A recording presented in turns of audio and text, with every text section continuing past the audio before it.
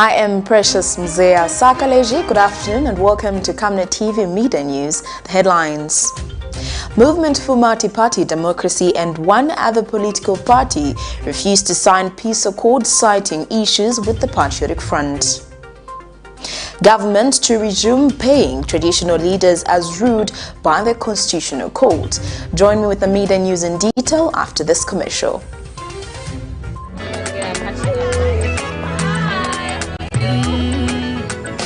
May I please have one beer and 2 glasses? Do you have champagne?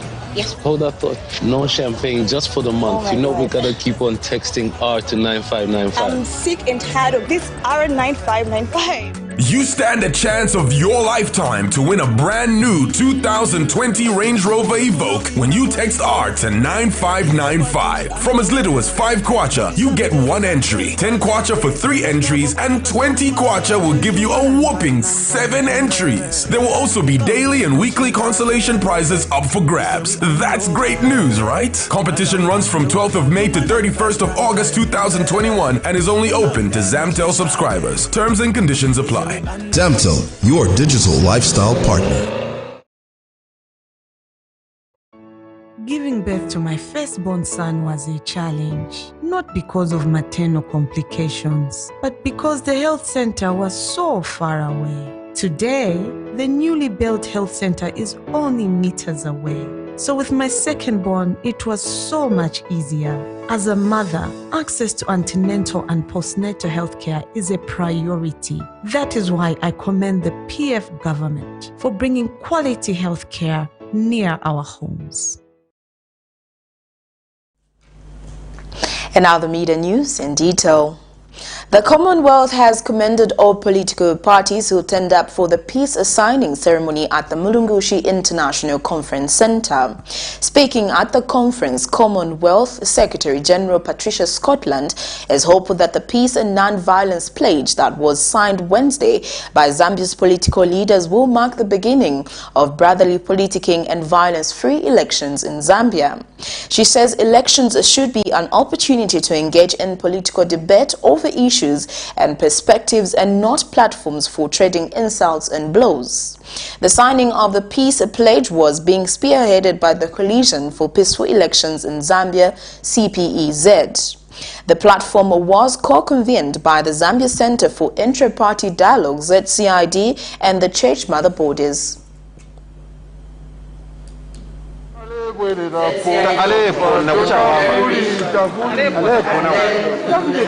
As Zambia counts down to this year's general election, the need for political leaders to work towards enhancing unity and peaceful coexistence among different political parties is a desire for all well-meaningful Zambians. To maintain the peace that Zambia has enjoyed from its independence, a number of interventions by stakeholders have been put in place. The efforts have therefore brought together strategic organizations whose main goal is to prevent electoral violence that has continued to be witnessed in past elections and recently in some parts of the country. Today, political party leaders turned up at Mulungushi Conference Center to sign the peace pledge organized by the 3 church mother bodies and the Zambia Center for Inter-Party Dialogue. Speaking at the conference, Commonwealth Secretary General Patricia Scotland thanked Zambia's political leaders present to reaffirm their commitment to a peaceful Zambia. And the Patriotic Front, represented by the Party Secretary General Davis Mwila, has directed all party members to uphold peace in response to this commitment.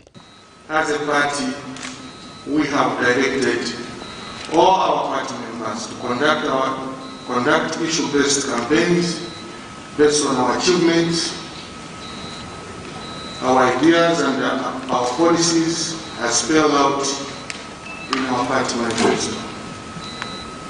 As a party, we intend to win the forthcoming elections in a free, fair, and transparent manner, without any form of political violence or insult. And the United Party for National Development Party President Ms. Hakainde Chilema has submitted his message of peace and given recommendation to how it can be actualized. Compliance to agreements such as what we want to sign today is essential. That is the missing link. That's why we continue signing agreements, because we don't comply to the agreements. Number 5, leadership. Leadership by all key stakeholders is needed now than ever before. Who are these key stakeholders? Political party leaders, church leaders, police, the Electoral Commission of Zambia, UN, indeed Commonwealth and other cooperating partners. If we all provide leadership, we love our country, stable country, we shall have a free and fair election. And the winner will take the day. There should be no problem with the loser as long as it's a free and fair election. And all political leaders present submitted their message of peace and pledged to uphold unity as they conduct their respective political activities. CZ, please ask the police to stand down and respect the electoral process. They must not be used to intimidate political parties. Allow all parties to freely campaign while observing the COVID-19 regulations. Punish erring parties and not imposing blanket restrictions that end up supporting the party in government. Let there be open dialogue among the various leaders of political parties. After all, we only have one Zambia that we should all strive to protect by any means necessary. Zambians, we have a responsibility to keep Zambia peaceful, not only to ourselves, but for others that may seek refuge here. Secondly, it's not possible to grow an economy in an environment where there is strife. We have seen what strife does in other nations and the people thereof. I therefore urge every Zambian to reject violence and opt for peace, regardless of provocation or other situation. And the spirit of this moment is his prayer which he made, and where he says, I further declare that Zambia shall forever enjoy tranquility and remain a united and peaceful people under the motto, one Zambia, one nation. With this kind of commitment, people of Zambia are hopeful that political leaders will continue to preach peace and unity before, during, and after elections. Those are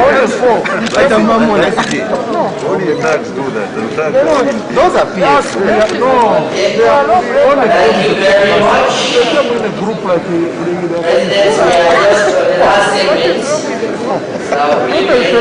we come forward.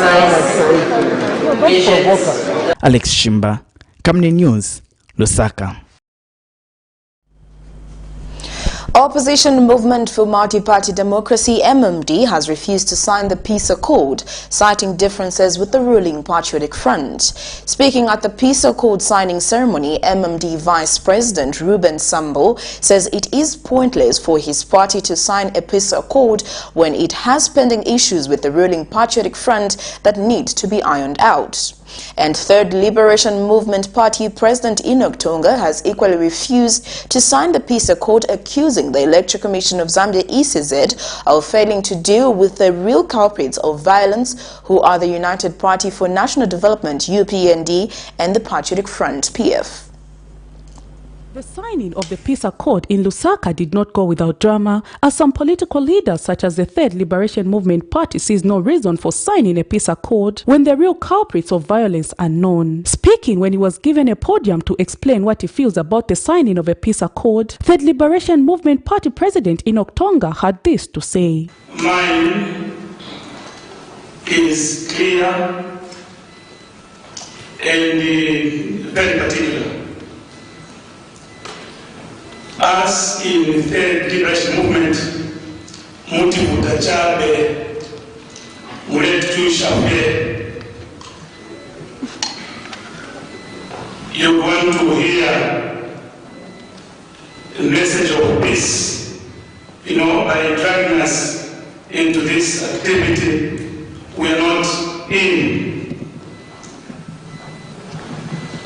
It must be pointed out clearly that Lungu and And before he could finish his remarks, his mic was turned off and later guided by stakeholders to stick to the real matter of the meeting before being given another chance to speak, where he refused to sign the peace accord. My message is very clear.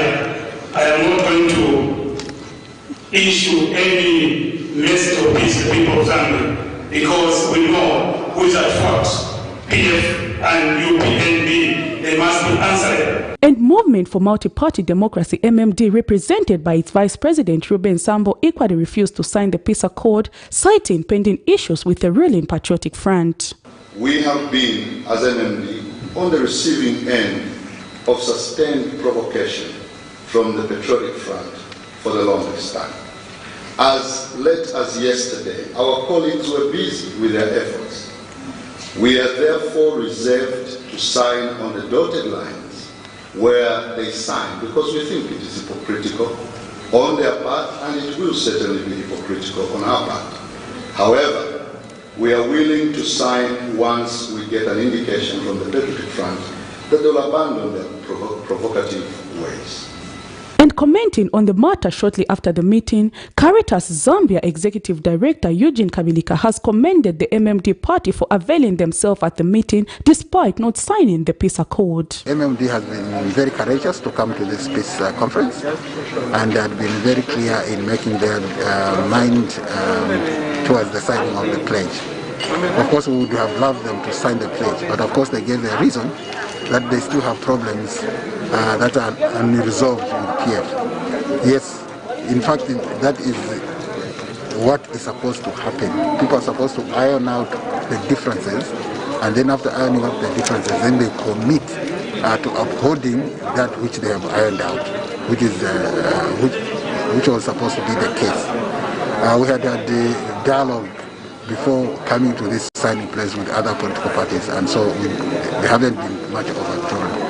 So we encourage the MMD, since they committed themselves to sign the pledge after they've ironed those differences, then it will be very good for them to come on board and join the train of non-violence and peace building in the country of Zambia. With 14 political leaders out of 16 contesting the August general election signing the peace accord, political violence should now be a thing of the past, as political leaders now have a task to tell off their cadres to put their knives and pangas away and focus on the real issue, which is winning the August general elections.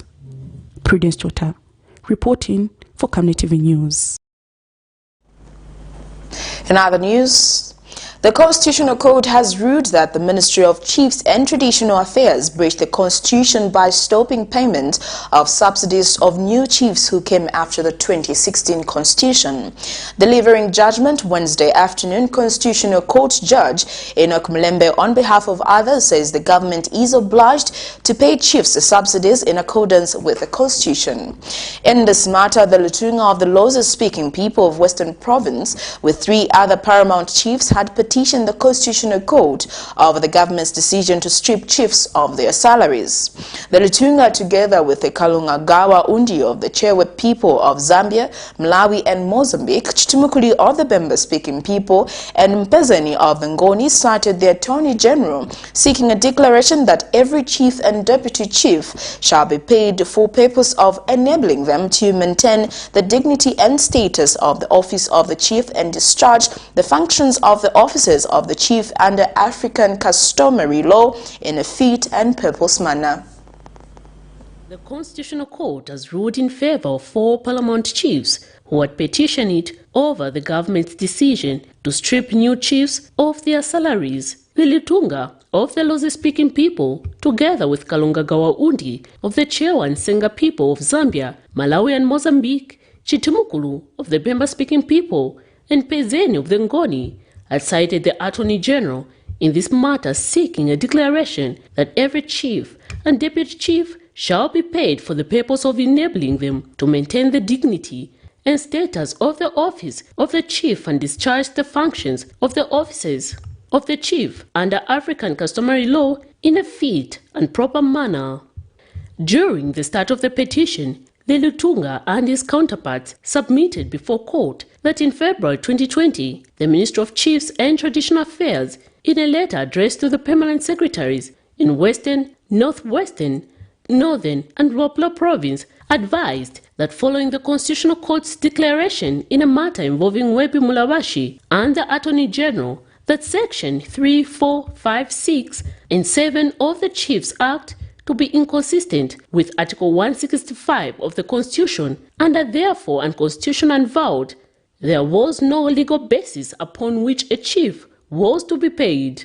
They submitted that the Ministry of Chiefs and Traditional Affairs told them that in view of the foregoing, it had been directed that no new chief was eligible for payment of subsidies after the judgment of the court dated November 27, 2019.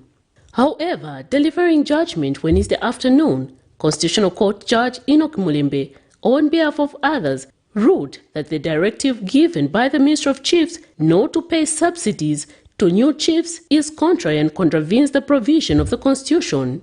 And counsel representing the plaintiffs had this comment. The Court has also found that the Ministry of Chiefs have breached the Constitution by stopping the payment of subsidies to chiefs who come after the 2016 Constitution. So all chiefs are entitled now to receive their subsidies as it used to be before the 2016 amendment to the Constitution. The court also gave its position on some of the claims sought by the plaintiffs, that the court declares that they have the authority to continue to administer and resolve traditional matters according to customary law in their traditional courts. It has now clarified a position which was not clear after they had made a judgment in the Mlovisha case, which is the powers of the paramount chiefs. There was debate or thinking that following the Mlovisha case, these four paramount chiefs had no role or their powers to discipline erring chiefs under them was taken away. And so the court has reinforced that position, that in fact that position remains intact. So these four paramount chiefs are able to discipline any chiefs under them. Their powers to make sure that a chief is recognized according to the tradition and custom of that particular area are followed. Miriam Kemba, reporting for Camnet TV News. Well, that news item brings us to the end of Camnet TV Media News, but before we go, here are the headlines once again. Movement for Multi-Party Democracy and one other political party refused to sign peace accord, citing issues with the Patriotic Front. Government to resume paying traditional leaders as ruled by the Constitutional Court. Thank you for joining me. I am Precious Mzea Sakaleji. Remember to stay safe, always wear your mask, avoid crowded places, wash your hands for at least 20 seconds or use alcohol-based hand sanitizer. Good afternoon.